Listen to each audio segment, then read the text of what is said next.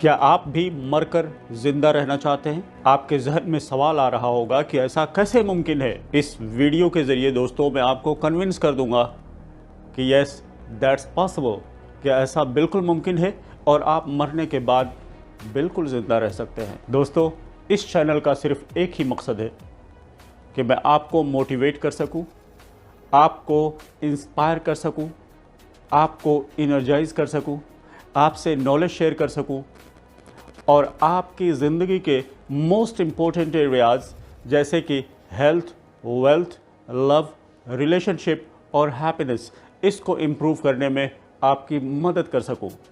आप अपने फ़ायदे के लिए चैनल को सब्सक्राइब कर लें क्योंकि वीडियोस बहुत ही पावरफुल आने वाली हैं दोस्तों, एंड आई बिलीव कि यह आपके लिए बहुत ही हेल्पफुल होगा। आप वीडियो अगर पसंद आए तो लाइक और शेयर भी करें। दोस्तों, इस वीडियो की शुरुआत मैं अपने एक पर्सनल एक्सपीरियंस से करने जा रहा हूँ। एक मर्तबा मैं एक फॉर्म भर रहा था। उस फॉर्म के अंदर काफ़ी सारी इन्फॉर्मेशन पूछी गई थी, जैसे फादर का नाम, ग्रैंडफादर का नाम, फैमिली बैकग्राउंड वगैरह वगैरह। मैं एक एक खाना फिल करता जा रहा था, लेकिन जहाँ पर ग्रैंडफादर का खाना आया वहाँ पर मैं रुक गया क्योंकि मुझे अपने ग्रैंडफादर का नाम मालूम नहीं था। मैं अपने वालिद मरहूम के पास गया और झिझकते हुए उनसे अपने दादा का नाम पूछा। वालिद साहब ने मुझे बहुत हैरत से देखा और बग़ैर कोई कमेंट पास किए हुए दादा का नाम बता दिया। मुझे थोड़ी सी एम्बैरेसमेंट फील हुई, लेकिन मेरे जहन में सवाल पैदा हुआ कि आखिर ऐसा क्यों? मुझे अपने दादा का नाम क्यों नहीं मालूम? खैर, बात आई गई ख़त्म हो गई। उसके बाद 2010 में जब मैं लंदन अपनी फर्दर स्टडीज़ के लिए गया तो एक दिन ऐसा हुआ कि अपने एक दोस्त के साथ लंदन की मशहूर जगह ऑक्सफोर्ड स्ट्रीट पे घूम रहा था। देखा कि कुछ दूरी पर एक स्टोर के सामने काफ़ी क्राउड इकट्ठा हुई है। हमें भी क्यूरियोसिटी पैदा हुई कि जा कर के देखें कि क्या हो रहा है। दोस्तों, वहाँ गए तो सेल लगी हुई थी ब्रांडेड परफ्यूम्स की, बहुत ही अच्छी प्राइस पे, और शॉप के एंट्रेंस के राइट साइड पे एक बोर्ड रखा हुआ था जिस पे लिखा हुआ था कि John's grandfather mister Frederick gonna make you remember him forever, कि जॉन के दादा मिस्टर फ्रेडरिक कुछ ऐसा कर जाएंगे कि आप उनको भूल ना पाएंगे, आप उनको हमेशा याद रखेंगे। इस सेंटेंस ने मुझे अट्रैक्ट किया। हम शॉप के अंदर गए, वहाँ पे एक डाइस लगा हुआ था जिसके ऊपर दो लोग डांस कर रहे थे और दोनों के पेशानी पर पट्टी बंधी हुई थी। एक के ऊपर लिखा हुआ था जॉन और दूसरे के ऊपर लिखा हुआ था मिस्टर फ्रेडरिक, और लोग तमाशा देख रहे थे, डांस देख रहे थे। लोगों की नज़र मिस्टर फ्रेडरिक पे टिकी हुई थी। क्यों? क्योंकि उनका डांस जो था बहुत ही इंटरेस्टिंग और बहुत ही फ़नी था।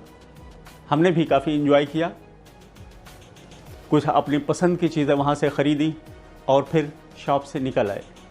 रास्ते में मैंने अपने दोस्त से पूछा कि आखिर उस सेंटेंस का क्या मतलब था जो एंट्रेंस पे बोर्ड पे लिखा हुआ था।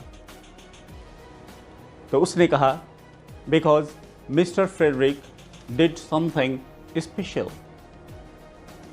क्योंकि मिस्टर फ्रेडरिक ने कुछ ख़ास किया था। मिस्टर फ्रेडरिक को डांस करते हुए आज भी मैं अपनी तसव्वुर की आंखों से देख सकता हूँ, मैं उनको भूला नहीं। फिर दोस्तों, मेरा जहन माजी की यादों में चला गया और मैंने वो इंसिडेंट जो अपने दादा के नाम भूलने वाली, वो मेरे जहन में याद आ गई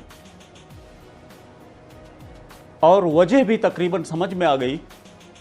और वजह ये थी, because my grandfather did not do something special, कि मेरे दादा ने कोई ऐसी ख़ास चीज़ नहीं की थी जिससे उनको याद रखा जाए। लिहाजा उनके ग्रैंड चिल्ड्रन को भी अगर उनका नाम नहीं मालूम तो कोई हैरत वाली बात नहीं। फिर मेरे जहन में और कुछ फेमस पर्सनालिटीज़ आई, एज लाइक महात्मा गांधी। मुद्दतों हो गई उनके इंतकाल को, लेकिन अब भी दुनिया उन्हें याद करती है। ग्राहम बेल, आइंस्टाइन, ये कौन लोग हैं? इनको दुनिया से गए हुए मुद्दतों गुजर गए, लेकिन दुनिया उनको भूल ना पाई because they did something special. उन्होंने कुछ खास किया। फिर उसी ये सोच करके मेरे जहन में, यानी मेरे दिलो दिमाग में एक जोश की लहर दौड़ गई दोस्तों, और मैंने अपने आप से कमिटमेंट किया कि I will never allow my self for such A life, कि मेरे ग्रैंड चिल्ड्रेन भी मुझको याद ना रखें। मैं अपने आप को ऐसी इजाज़त हरगिज़ नहीं दूंगा कि ऐसी लाइफ मैं जीऊँ। मैं ऐसी लाइफ जीऊँगा कि मुझे भी मरने के बाद याद रखा जाए। दोस्तों, हम में से कितने लोग हैं जो इस बात के बारे में सोचते हैं? उनको, बहुत सारे लोगों को ये भी नहीं पता कि उनके अंदर कौन कौन सी सलाहियतें मौजूद हैं, कौन कौन सा पोटेंशियल मौजूद है। यानी हालत तो ये है कि अगर पड़ोस में भी रहते हैं तो किसी को पता नहीं चलता कि ये कौन है। इवन अगर डेथ भी हो जाती है, मर भी जाते हैं, तो पड़ोसियों को भी बहुत देर से ही पता चलता है। दोस्तों, क्या आप भी ऐसी लाइफ जीना चाहते हैं? क्या आप भी चाहते हैं कि आप इस दुनिया से जब जाएं तो सफ़े हस्ती से बिल्कुल मिट जाएं, ख़त्म हो जाए और आपको याद करने वाला कोई ना हो? क्या दोस्तों, आप ऐसी ज़िंदगी जीना चाहते हैं? अगर नहीं तो आज ही फैसला कीजिए कि कुछ ऐसा काम कर जाना है, कुछ ऐसा बड़ा काम कर जाना है कि मेरे मरने के बाद भी दुनिया मुझको याद रखे, यानी मरने के बाद मैं जिंदा रहूं।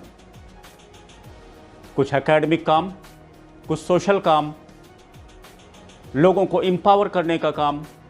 करने वालों के लिए बहुत काम है दोस्तों, और ना करने वालों के लिए कुछ भी नहीं।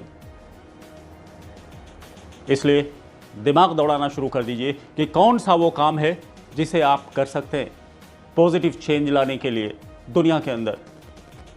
दुनिया के अंदर ना सही, कम से कम अपने टाउन में, खुद अपने घर से स्टार्ट करें दोस्तों। अपने घर से स्टार्ट करें, अपनी सोसाइटी से स्टार्ट करें, पॉजिटिव चेंज लाने की कोशिश करें, दिमाग दौड़ाएं। जितने ही ज़्यादा आप सोचेंगे, क्लैरिटी आती जाएगी, आपके जहन में आइडियाज़ आने शुरू हो जाएंगे। डॉक्टर वेन डायर ने कहा था कि don't die and your music still within you, कि अपनी सलाहियतों को लेकर दुनिया से हरगिज़ मत जाना, यानी कि उसको यूज़ करना। यहाँ पर कुदरत ने जो सलाहियतें, जो पोटेंशियल दी हैं, उसको यूज़ किए बगैर दुनिया से फना मत होना। इसी बात पर अपनी वीडियो ख़त्म करता हूँ दोस्तों।